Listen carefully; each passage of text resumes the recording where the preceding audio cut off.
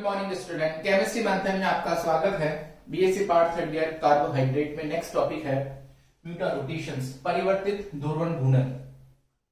What the means of परिवर्तित ध्रुवण घूर्णन, म्यूटारोटेशंस। देखो क्या चीज होती है mutarotation. The characteristic properties of, it is the characteristic properties of cyclic hemiacetal structure of glucose, cyclic hemiacetal structure of glucose, hemiacetal structure of D-glucose। क्या बोला है? D-glucose की जो साइक्लिक हेमिएस्टल स्ट्रक्चर बनाते हैं उसकी एक विशेषता है ये, ठीक है। It is a characteristic properties of cyclic hemiacetal structure of D-glucose। D-glucose की cyclic hemiacetal संरचना की विशेषता है। होता क्या है इसके अंदर, स्पेसिफिक रोटेशन की जो वैल्यू होती है वो धीरे धीरे चेंज होती है। कैसे चेंज होती है? जैसे देखिएगा अल्फा डी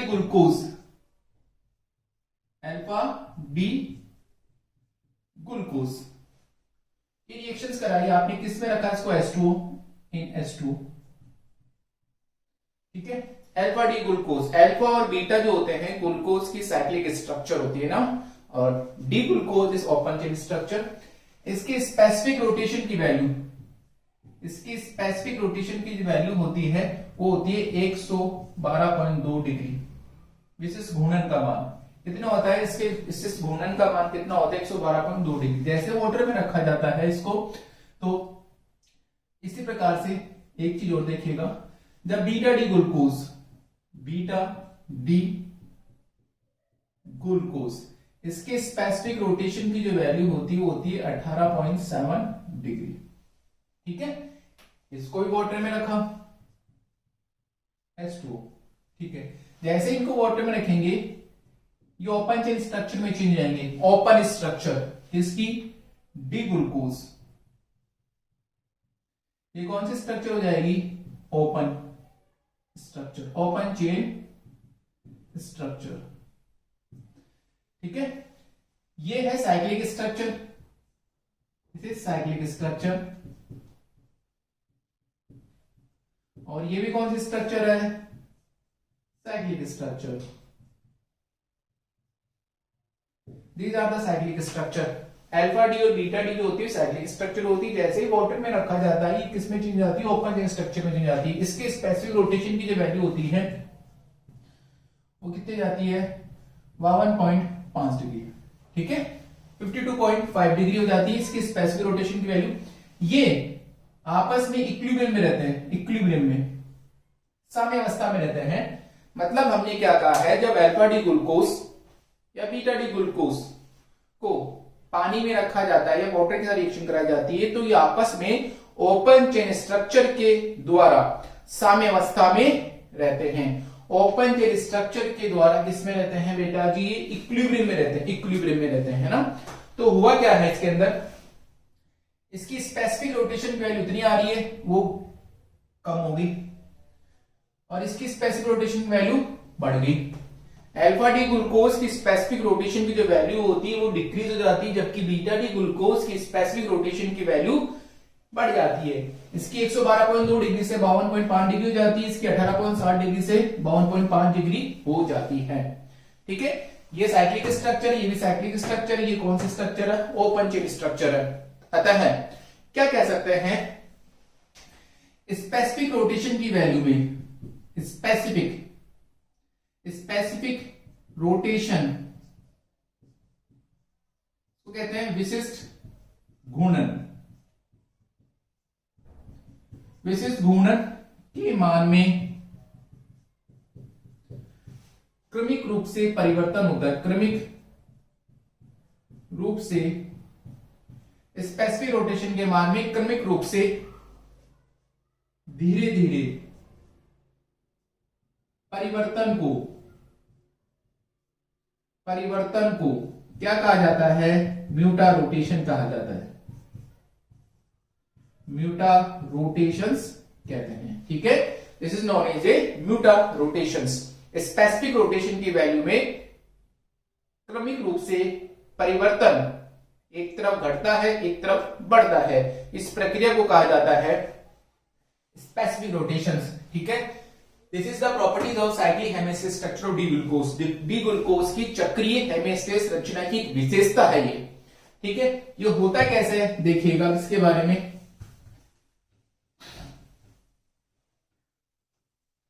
आपको डी ग्लूकोज का हार्वर्ड प्रोजेक्शन बनाना है। This is D glucose,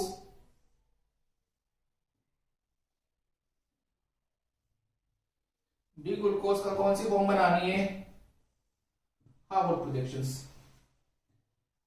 this is H OH, this is H OH, this is OH H, now this is H OH, now this is CS2 OH and now H। ठीक है, this is carbon number 1, ये carbon number 1 है, ये alpha रूप है, कौन सा form है ये alpha. This is alpha D glucose.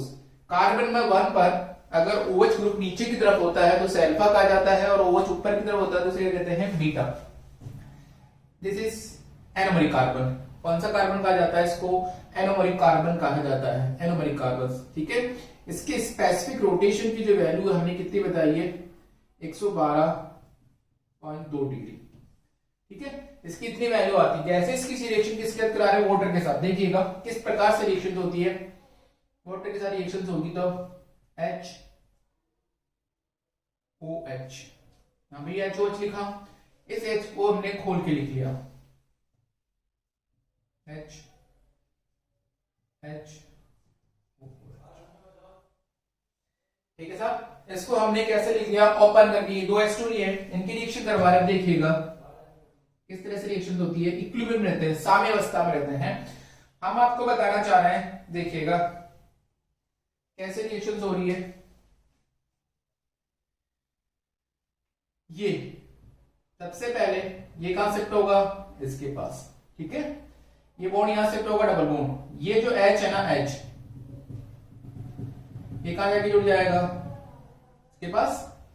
ये बॉन्ड शिफ्ट कहां पर होगा, इसके पास, एग्री चला जाएगा, और यहां से कौन चला जाएगा, इसके पास। रिएक्शंस होगी। ठीक है, हमने क्या बताया आपको, वाटर में रिएक्शंस होगी तो इस तरह से ओपन चेन स्ट्रक्चर खुल जाएगी। अब देखिएगा कैसे स्ट्रक्चर बनेगी, कैसे स्ट्रक्चर बनेगी, देखिएगा ये स्ट्रक्चर खुल चुकी है, ये O, दिस दिस दिस। ठीक है, ये एच जैसे कैसे, बाकी कहीं चेंजेस नहीं है, इन सबको ऐसे कैसे लिखेंगे, CS2OH H, इनको एच ऐसे कैसे लिखेंगे, H OH OH H, और इसको कैसे लिखेंगे, H OH। ठीक है, केवल चेंज यहां हुआ है, ये कार्बन है, ये H और डबल बॉन्ड O। ठीक है, डबल बॉन्ड O, बाकी सब कुछ एच ऐसे कैसे हैं। ये क्या हो जाएगा, यहां पर कौन जुड़ चुका है, H।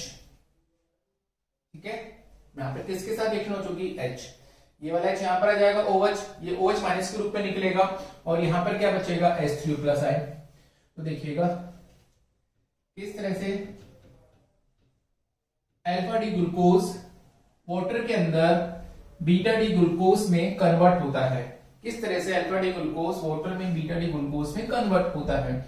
अब होता क्या है इसके अंदर, यहां पर कौन रखा हुआ है, OH minus, this is OH minus. इधर कौन रखा हुआ अपने पास, H3+। ठीक है, ये H3+, H पे जाएगा, H3+ हो जाएगा। अब इसमें करते क्या है, नेक्स्ट स्ट्रक्चर में देखिएगा, यहां इस बॉन्ड को रोटेट कराते हैं, carbon carbon bond, this carbon bond, इसको रोटेट कराएंगे थ्रू 180 डिग्री, इसको रोटेशन कराएंगे तो देखिएगा क्या स्ट्रक्चर बनेगी। ये एडिटिव ऐसे कैसे, ये additive H OH OH H H OH CS2 OH H OH। ठीक है, C double bond O H, इस तरह से हो जाएगा। सी डबल बॉन्ड ऊपर आ जाएगा, एच नीचे आ जाएगा। अब दोबारा से ओ एच माइनस आए,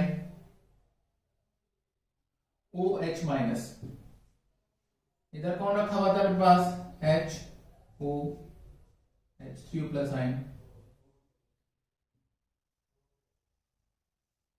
देखिएगा इस तरह से रिएक्शंस होती है।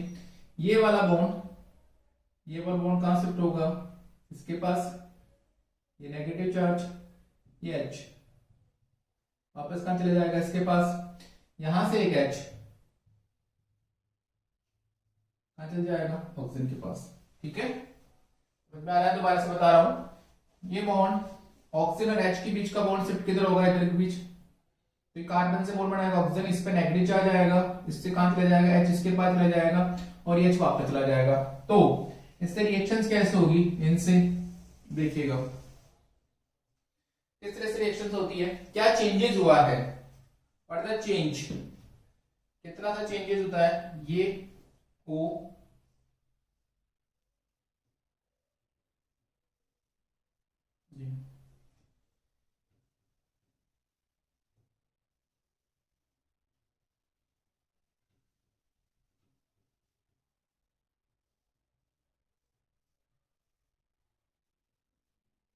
दिस इज,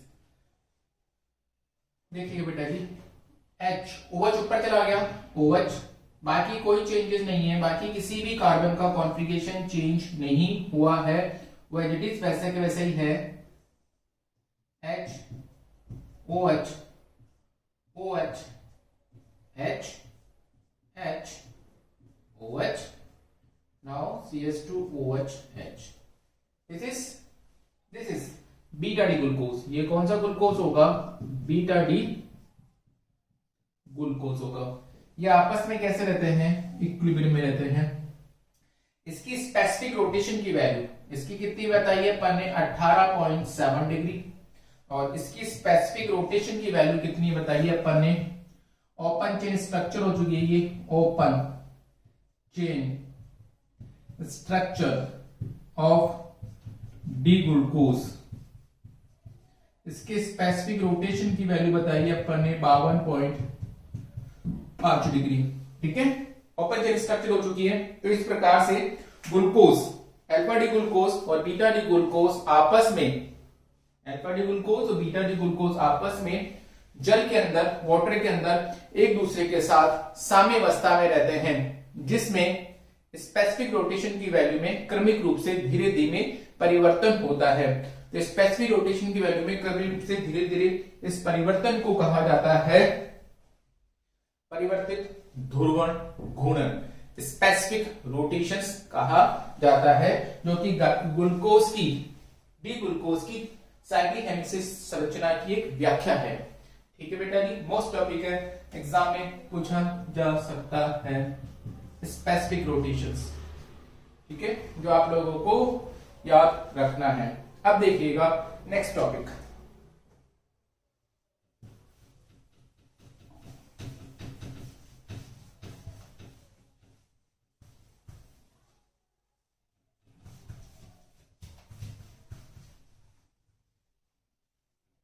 नेक्स्ट है cyclic structure of, cyclic structure of D fructose, D fructose, cyclic structure of D fructose. देखिएगा किस तरह से बनाते हैं साइक्लिक स्ट्रक्चर ऑफ डिफ्रैक्टोज की structure, CH2OH, C double bond O, CH OH, COH H,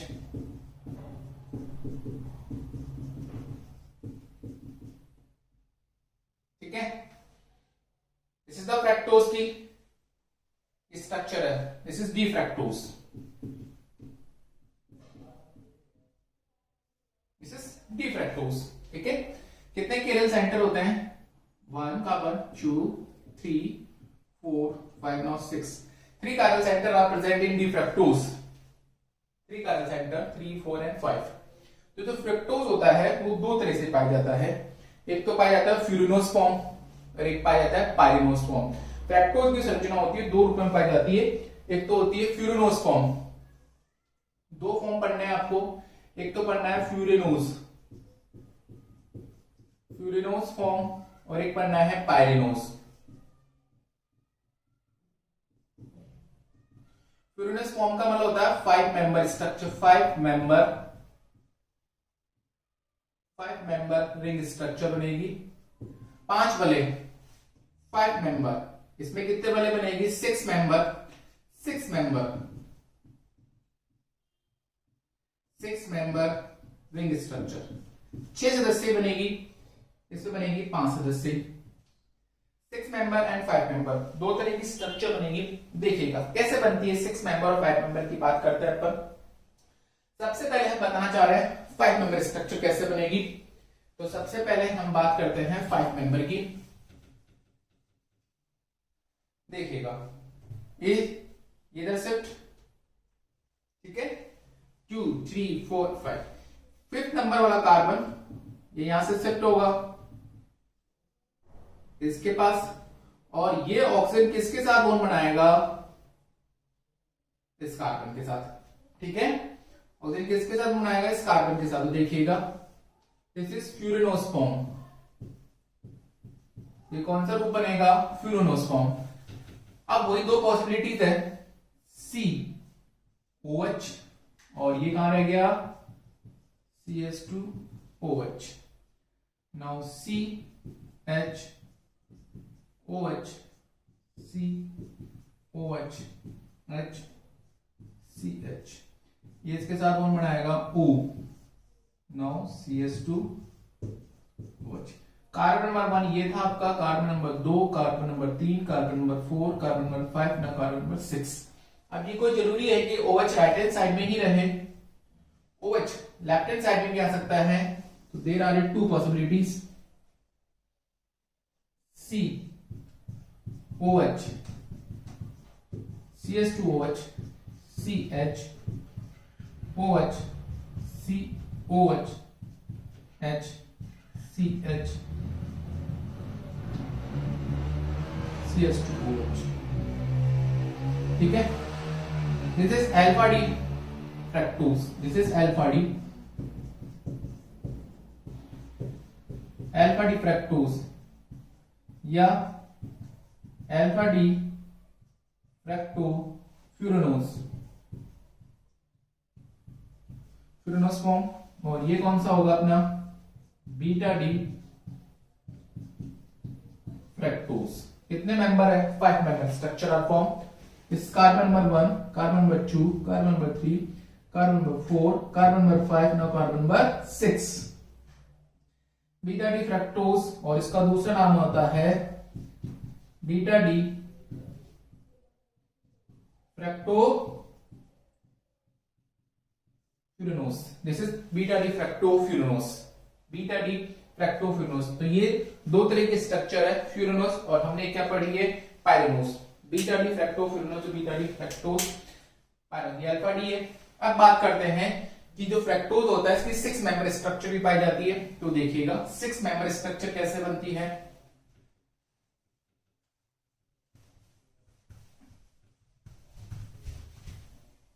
6 member structure of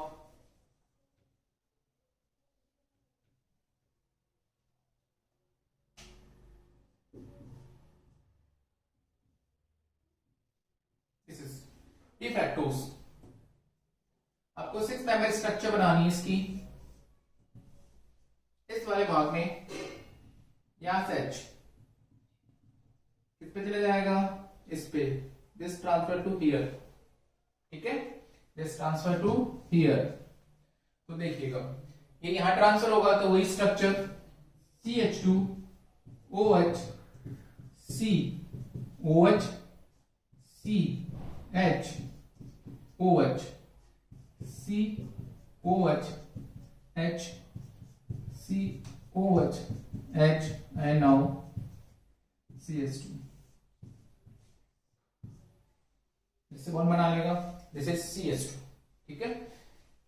इसको direct आप ऐसे भी लिख सकते हैं CH2। ये कौन सा फॉर्म है? OH। कार्बन नंबर 2 का कॉन्फ़िगरेशन चेंज हो चुका है, इसको बोलेंगे alpha D fructopyranose form.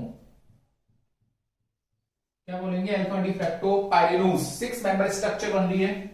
This is carbon number 1 2 3 4 5 now 6। इसी तरह से COH CH2OH CHOH COH HCOH H CH2O। This is beta. Carbon number 1 2 3 4 5 now 6। This is beta। इसका नाम क्या होगा? Beta D fructopyranose form. इसका नाम होगा beta D fructopyranose form. तो ये ग्लूकोज की 5 मेंबर फ्रैक्टोज की हमने 5 मेंबर और 6 मेंबर स्ट्रक्चर बनी है। 5 मेंबर को बोलते हैं फ्यूरिनोज फॉर्म, 6 मेंबर को बोला जाता है पायरेनोज फॉर्म। Thank you.